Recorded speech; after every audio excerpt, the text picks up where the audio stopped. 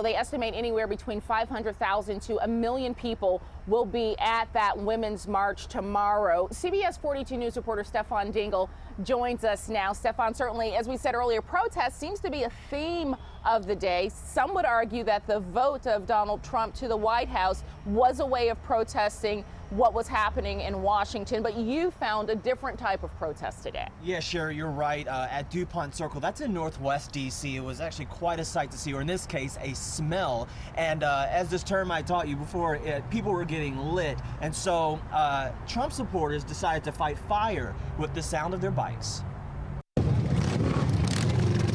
A group of pro-Trump bikers crashed the party of a Trump 420 protest.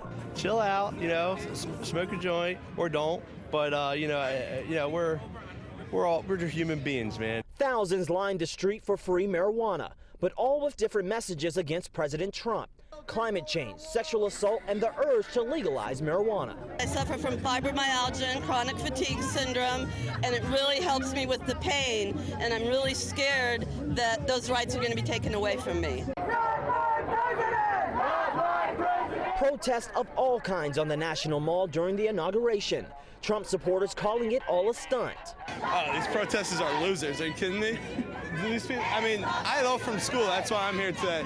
These people are 40, 50 years old. Do they have jobs? They're coming from across the country to come protest. I mean, the proof is here that the divisiveness comes from the left, not from the right. So I think he's going to be a uniter. I don't think he's going to be divisive. But Lisa Foss said protests from both sides may not be such a bad thing. So I'm hoping that this has been like a flashlight shining on the cockroaches, and they're going to come out and we can see the problems, and now we can maybe address them.